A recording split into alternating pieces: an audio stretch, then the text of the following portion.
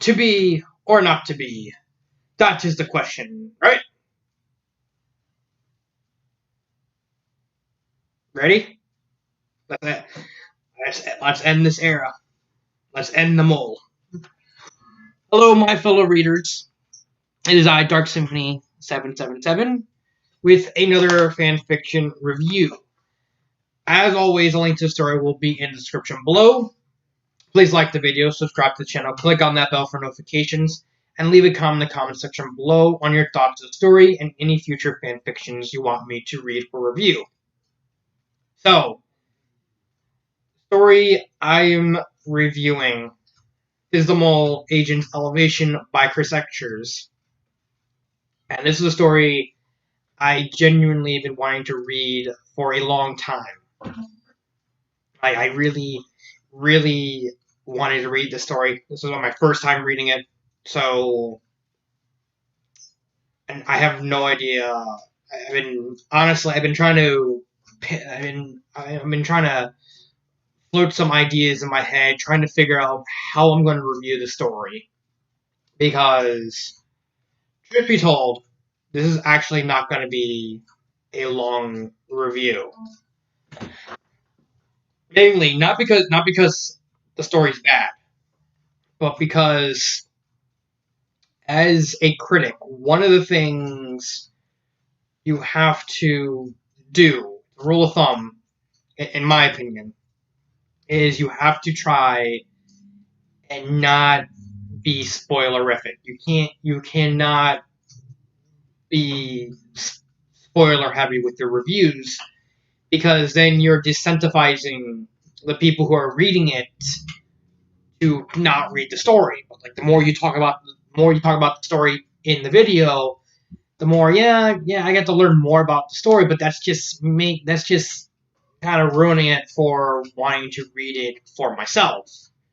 So when I do reviews, I try to spoil as little as I can, which is probably the biggest problem with the story, because this review is actually going to be structured differently, simply because of how different the story is, and how I don't want to risk anything. Like I even brought it up to Lady Armister. I asked her, I said, how am I supposed to do this? And I told her, I said, because how the story is structured and how everything is, she pitched the idea of doing a spoiler version and a non-spoiler version. Which as I thought of over like the last couple of days, because honestly, I finished a story on Friday, and I honestly thought I would do the review on Friday. But as I thought about it, I'm like, this is gonna be an uphill battle. This is gonna be very hard to review, because I don't want to spoil a lot. I want to try and spoil as little as I can with the reviews. The main problem with this specific story is how the story is structured and how it's connected via the characters and the plot, that if I even touch upon anything really, then I put the story at risk of spoiling not even a little, literally a lot of the story, because that's how it's structured. And that honestly presented quite a challenge to me. So I not only did I pitch it to Lady Armister, I pitched advice from my friends, just so I could figure out how am I going to approach this specific story. Because with both Traitor Abroad and Saboteur's Island, I could at least talk daily about what's happening because of how those stories are structured. But this Mole story, the finale of the Mole trilogy by Chris Etchers, it's structured so differently that it is next to impossible to talk about the story without spoiling literally the entire story. that's how kind of well constructed. That's how different it is, because with Trader Broad, I can at least talk a little about the challenges and the idea behind it and the characters, because in Trader Abroad all the characters are pretty much just very samey, so I could talk about that. And at Saboteur's Island, everything was very balanced in how it was structured. That I can at least talk a little bit about the characters and not really spoil anything, which is the main problem with this story. It's very character heavy, and I was put behind an 8 ball simply because of how the characters are so different in the story and how they're used in difference to the previous stories. So I'm like, how am I gonna do this? How am I gonna do a spoiler-free review of the Mole Agent's elevation, but not spoil anything?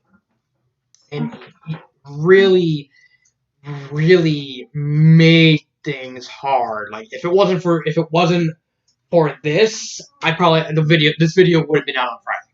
Like last Friday, no problem, no questions asked. But with how character driven the story is, it made things so difficult.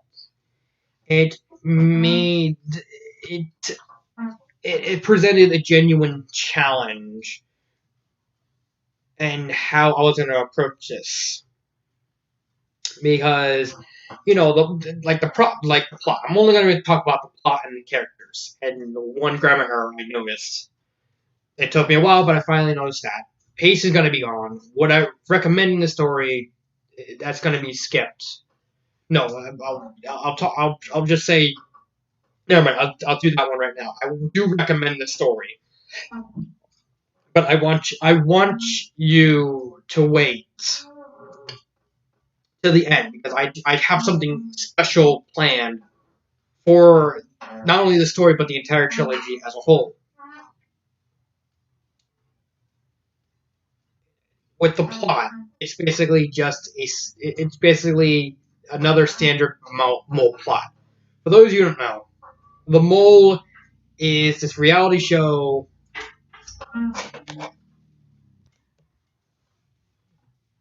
Plot.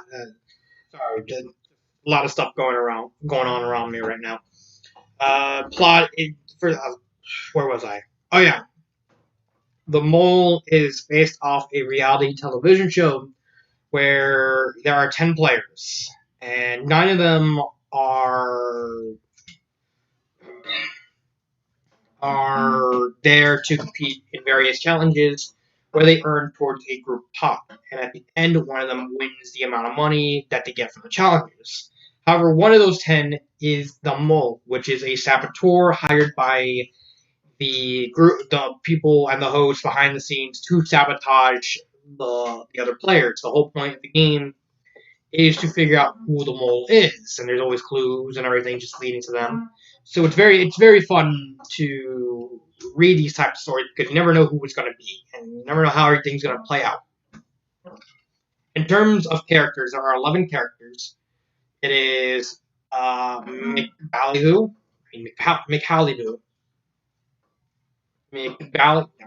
MC Ballyhoo, Dry Bones, Flurry, Bowser Jr., Il Pianissimo, Dashel, Princess Eclair, Tiny Kong, Sniffit. Let's see. Wait, did I get everything? Let's see. 10 players. Flurry, Mimi. Okay, Flurry, Mimi, Zess. Flurry, Mimi, Zess. Eclair, Tiny Kong, Bowser Jr., Dashel, Il Pianissimo, Sniffit, Dry Bones, and the host, MC Ballyhoo. Those are the 10 characters. And the 10 characters, they have an overall theme like like in the first, like in Trader Abroad, the overall theme was the main franchise, like the main Mario franchise. And the second game was more focused on characters from the side games like Mario and Luigi and like Paper Mario stuff. But this game, it's more focused on more forgotten characters.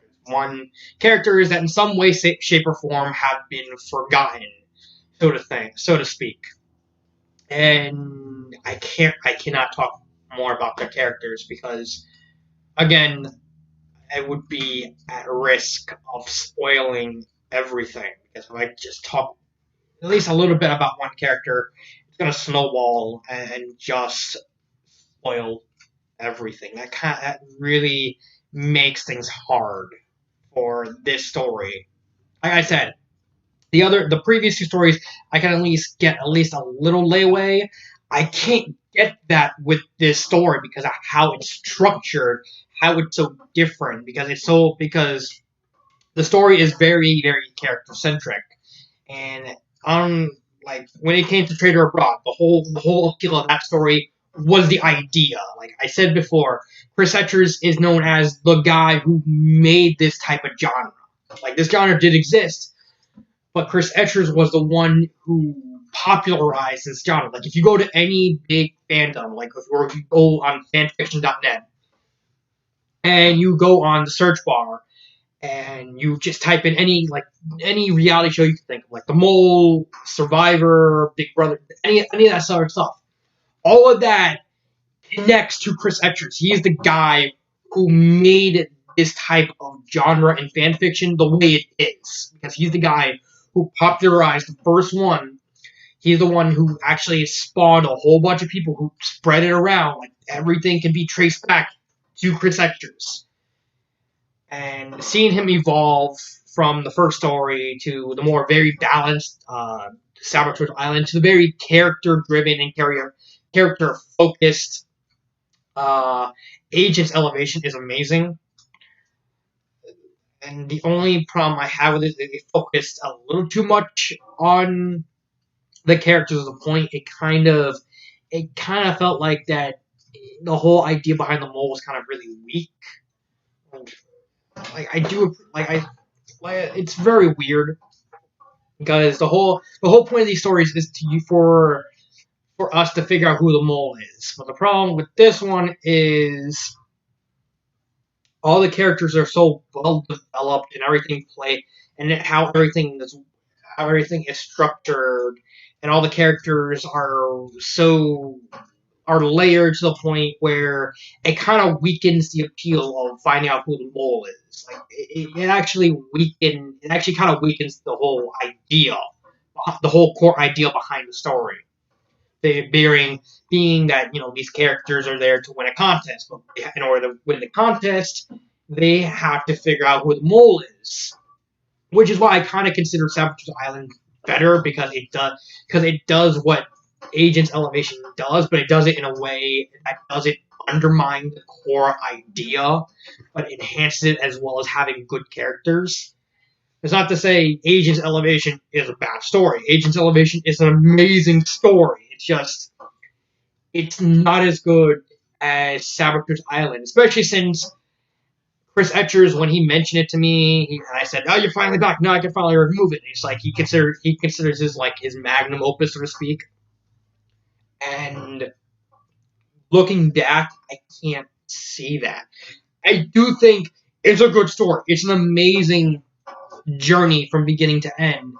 But I can't see this as better than Saboteur Island because it's just because it doesn't mix the whole mole aspect and the character aspect and the thrill and the adventure and all the world building as good as and had it gel as good as it did for Saboteur Island. That's why I think Saboteur Island's better, because the author managed to just gel that idea much better than in Agent Elevation, where it was just so focused on the characters themselves that it just kind of undermined everything else. The only,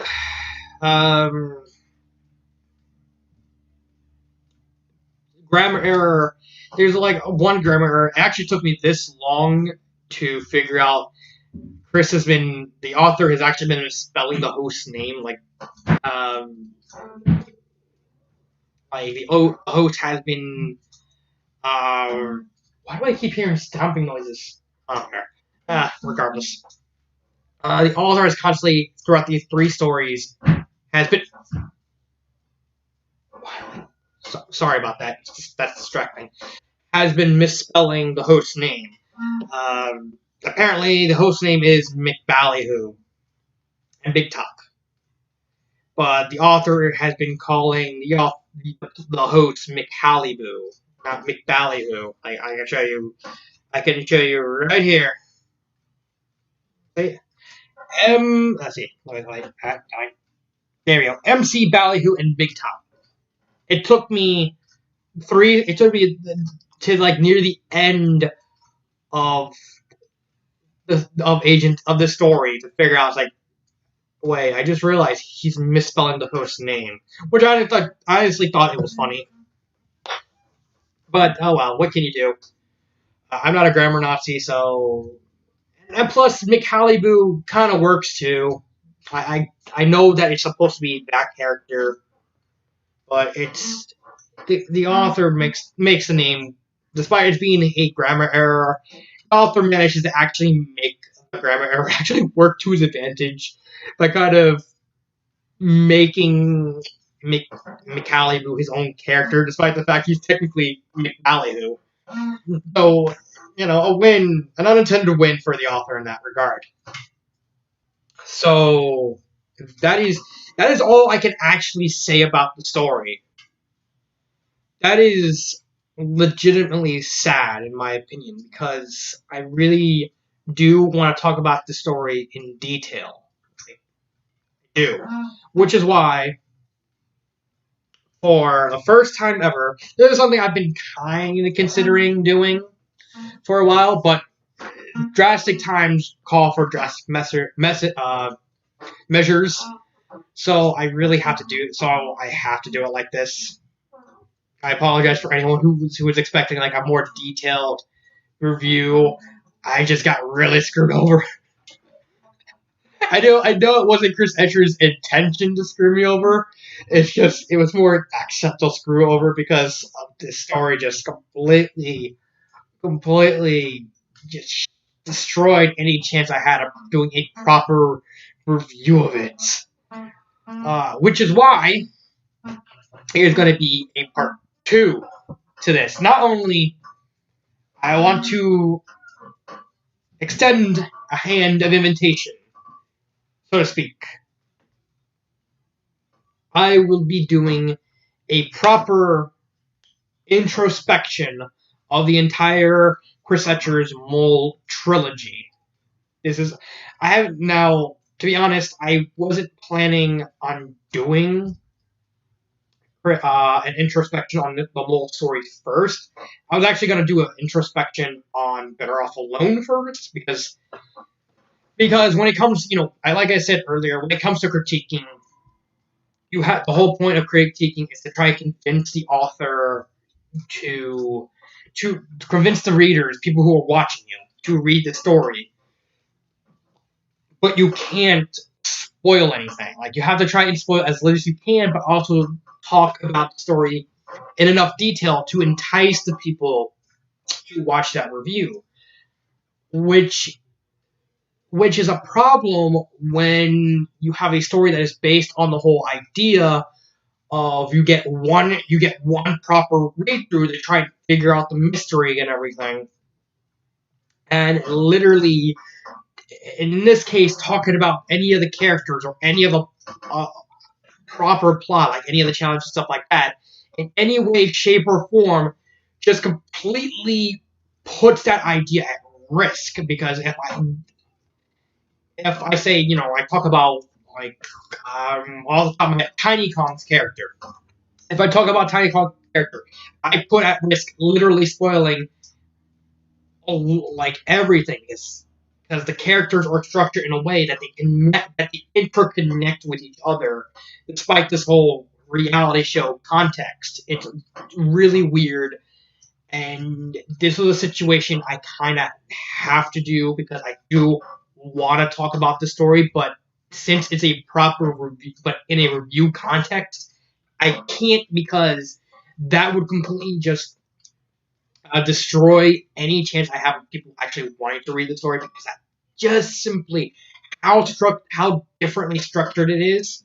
Because with other stories, I can just read and review them, and talk at least on vaguely different terms of like this happens because this happens and everything. But because this is a story based off of a reality show, plus how the characters work in this specific story, that puts me behind the eight ball in the fact I get complete like any chance I think of trying to at least talk at least a little bit about some of the characters, some of the plot, like some of the anything. Then everything kind of just splinters off, and then I inadvertently just start spoiling everything. This video was originally supposed to come off on Friday. Like I finished the story on Friday, like last Friday. And when I got ready to do the first draft of the review, I inadvertently talked about one of the characters, and that just caused my mind to haywire and saying, "You're spoiling everything. You're now spoiling literally everything." And I'm like, "How am I gonna do this? Like, literally, how am I gonna talk about the story without mentioning anything about the characters, anything about the plot, anything about how it's structured, how it plays out, everything?" And I just realized I cannot go into any detail in a proper review context.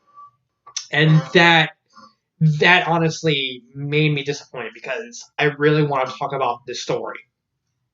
And so I brought it up. I think I brought it up with everyone. They all said, do something different for this story, for this trilogy. And Lady Armastar was the one who came up with the idea of do two versions. Do this version, which is a non-spoiler version, which is the one you're gonna get shafted by.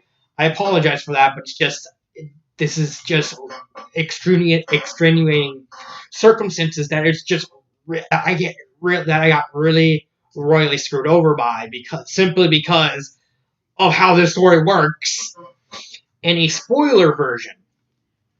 And it's like, and I'm like, I've already kind of thought of the idea because I've been wanting to do an introspection every once in a while, like go into more in-depth details on how the characters work, how everything works, go into detail on the like the plot points. And the reason I chose Better Off Alone because it's still my favorite fan fiction of all time, and how everything plays out. And I wanted to go more depth with that story and examining Beldam's character and Vivian and Coops and all the other partners from Paper Mario: Thousand Year Door. I wanted to go more in depth, but now I have to actually move that to like episode 2 or 3 or something because I have to do an introspection on the Mole trilogy simply because of Agent's Elevation, because there's one story, how it works just completely screwed me over. And I'm not gonna insult Chris at all. I'm not gonna say anything. This is a good story.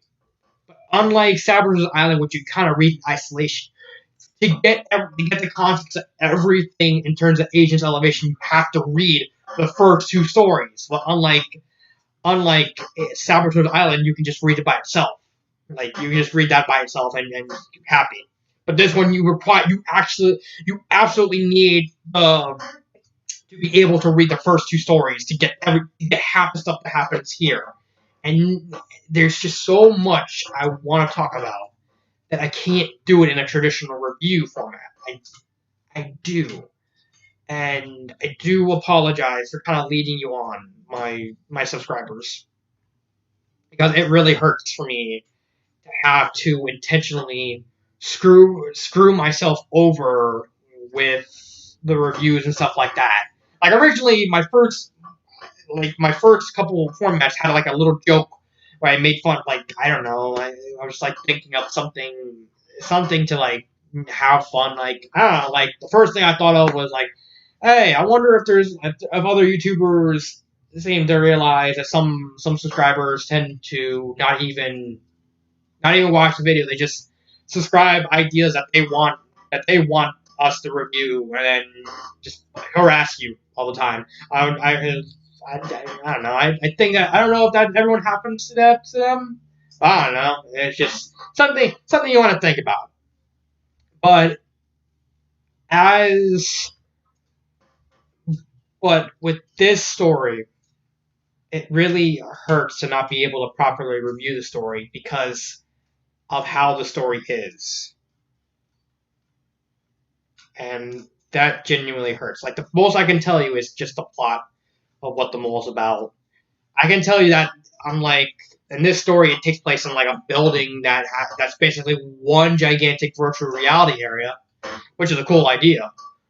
But even the whole location kind of plays into the themes and the characters, which is another thing that screwed me over. So over the weekend, I thought about how was I going to approach this? How was I going to handle this specific review? And I thought I have no choice. I have to do an actual in-depth introspection and get into the nitty-gritty.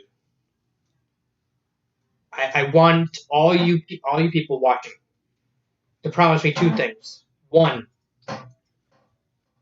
I beg you, I'm begging all my subscribers, when it comes to introspection, please read Trader Abroad, Saboteur's Island, and Agent's Elevation.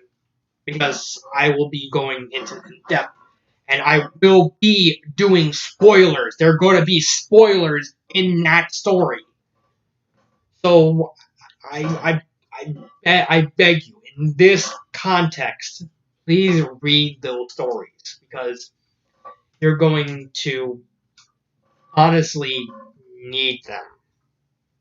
You need to find out every single clue, everything. And two, please don't hate me for having to do it like this. I really did not want to, but with how everything is layered in the story, it's more just a case of I have no choice but to do it like this.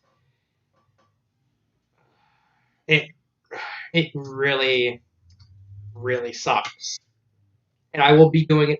I don't know when there will be when I will be able to do a proper introspection because for me to do it like this, I want to get a new mic, I want to get a new laptop, I want to learn how to edit.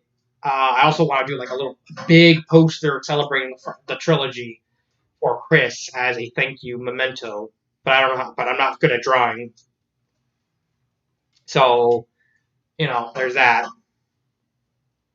But it's a really bitter pill to swallow, or the fact I can't talk about the story as much as I want because of how the story works. That's a really sobering thought.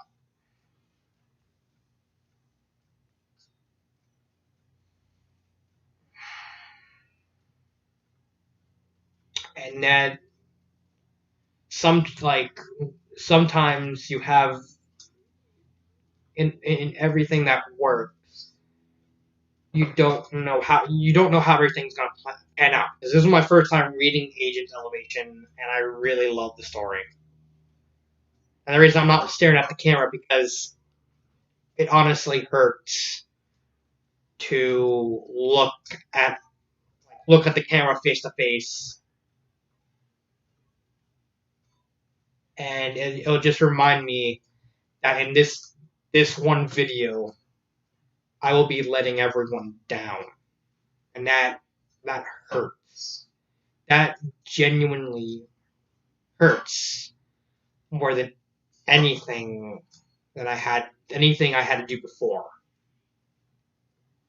because I won't be able to talk about a story that I really like, and it'll have to be who knows how long before I get everything set up because I only just bought the mic.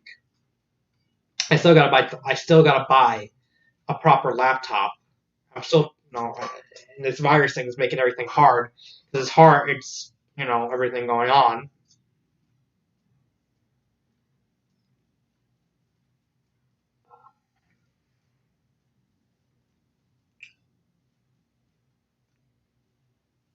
It's it's hard to talk about how anticlimactic in a way this is.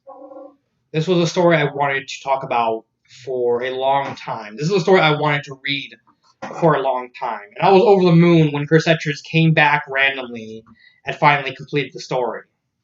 And I was like, okay, I'm going to review this.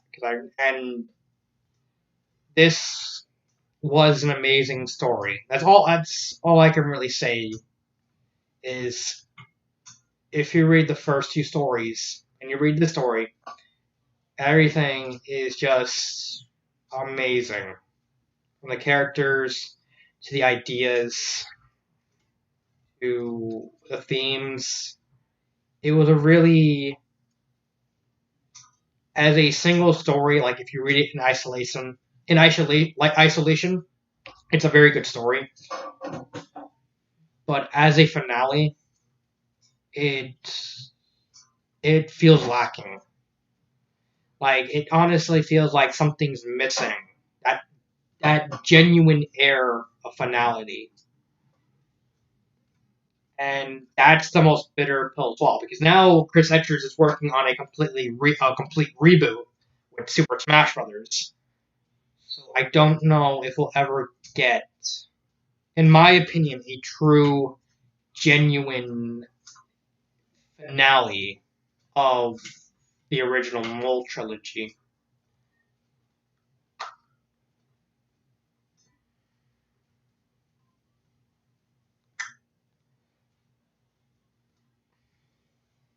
What do you think?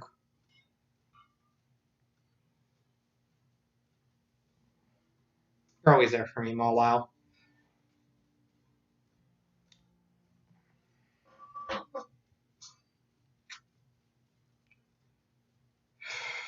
There's an air of depression. Honestly, it's like I said, it's a genuine pill to swallow, not bill to swallow. Or the simple fact I can't talk about the story in detail. And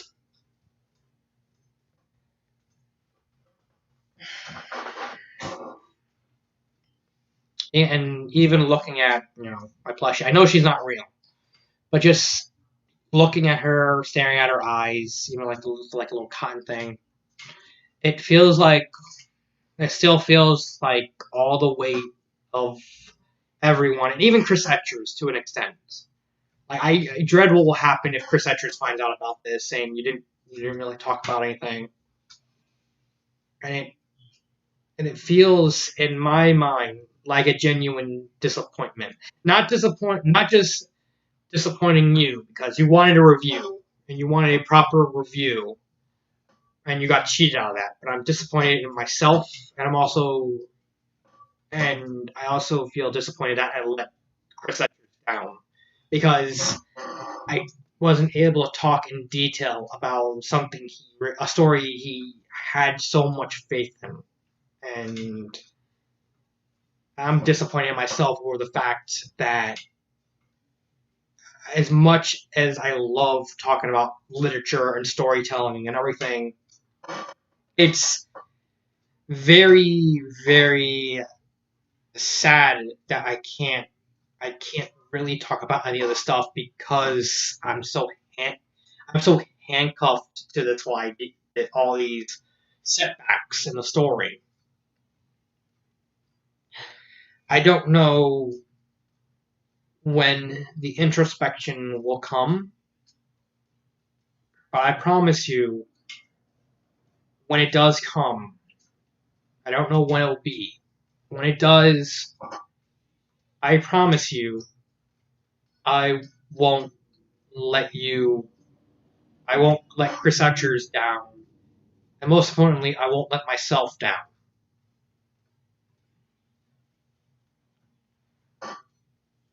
I guess you can call this the end of the review for what it's worth. I'm sorry for everything. I don't know. Probably I'll get like one comment saying, "Oh, read the story now," but I don't know. So this has been Dark Symphony 777, and